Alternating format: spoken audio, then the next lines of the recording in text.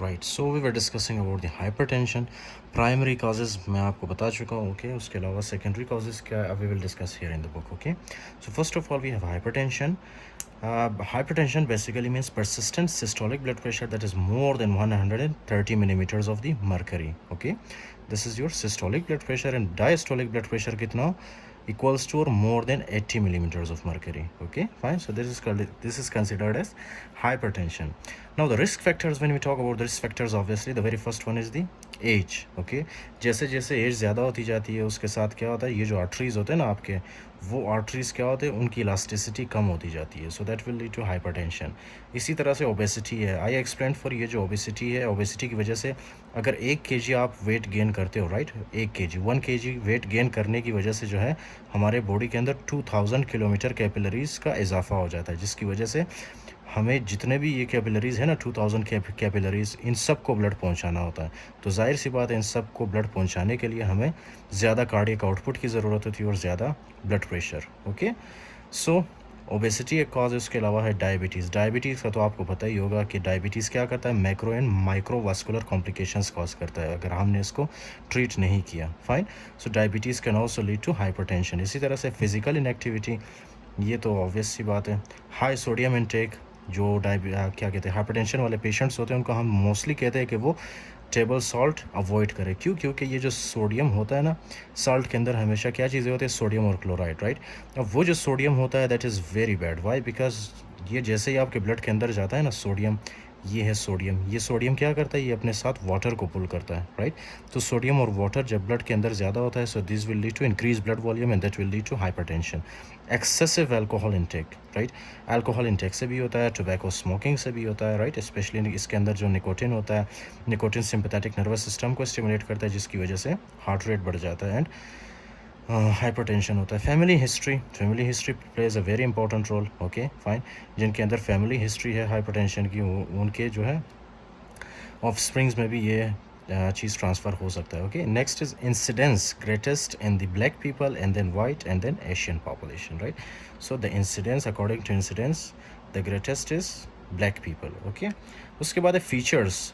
90% of the hypertension is primary hypertension or essential hypertension. Okay, primary या essential hypertension 90% of the times होता है, and related to increased cardiac output and increased total peripheral resistance. Do you remember this? I explained for you कि हमारे पास cardiac output क्या होता है, total peripheral resistance क्या होता है, explain in very detail. Okay, fine.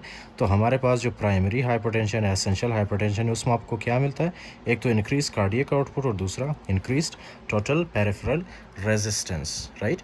And remaining 10% mostly secondary to renal या renovascular disease such as fibromuscular dysplasia, characteristic string of beads, stenosis. अच्छा, इसमें क्या है कि फॉर एग्जांपल एक आर्टरी है, राइट, फाइन. फॉर एग्जांपल ये हमारे पास है एक आर्टरी जो कि ऑक्सीजनेटेड ब्लड सप्लाई करता है हमारे किडनीज़ को. इस आर्टरी की क्या होती है, या तो इसकी स्टेनोसिस होती है. स्टेनोसिस मतलब है इसका ये नैरो हो जाता है, फाइन. ओके, या तो फिर ये ब्लॉक हो जाता है या तो फिर ये नैरो हो जाता है, जिसकी वजह से हमारे किडनीज़ को प्रॉपर ब्लड सप्लाई नहीं होती.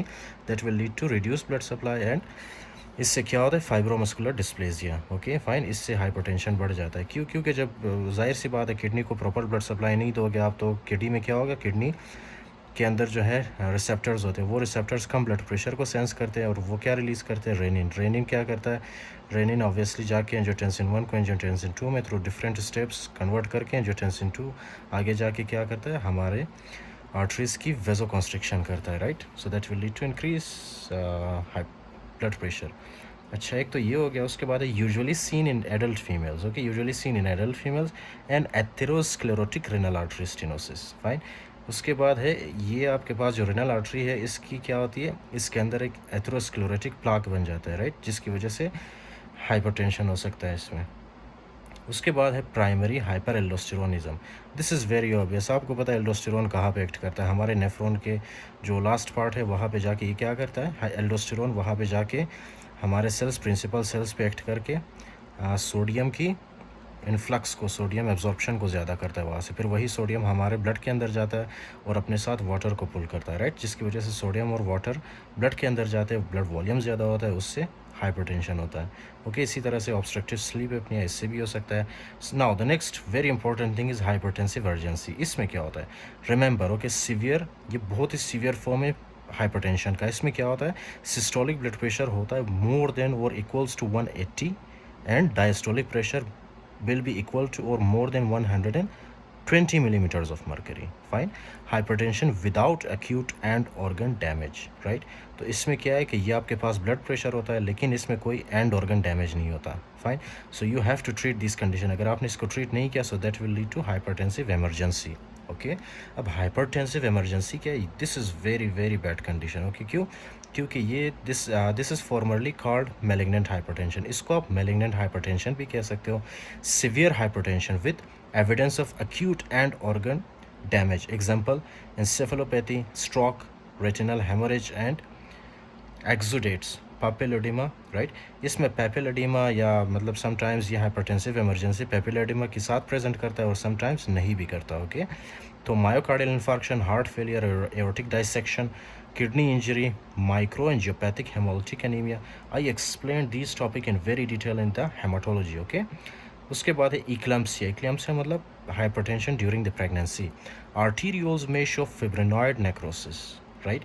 अगर आपने इसको ट्रीट नहीं किया so this will predispose the patient to coronary artery disease, right, left ventricular hypertrophy, heart failure, atrial fibrillation, aortic dissection, aortic aneurysm और स्ट्रोक। Fine, stroke. इसके बाद है हमारे पास chronic kidney disease, hypertensive, nephropathy and retinopathy, right? So you have to remember कि ये क्या करता है, ये चीज़ें especially these will affect our 5 organs. Okay, when we talk about the hypertensive emergency you need to remember only 5 things. Okay, out of those 5 things let me for example show you कि ये for example आपके पास है एक person, right? इस तरह से, तो अगर किताब से आप इस तरह से रीड करते जाओगे so that is called as cramming, रट्टा मारना कहते हैं इसको, right? Which you will never remember in your life.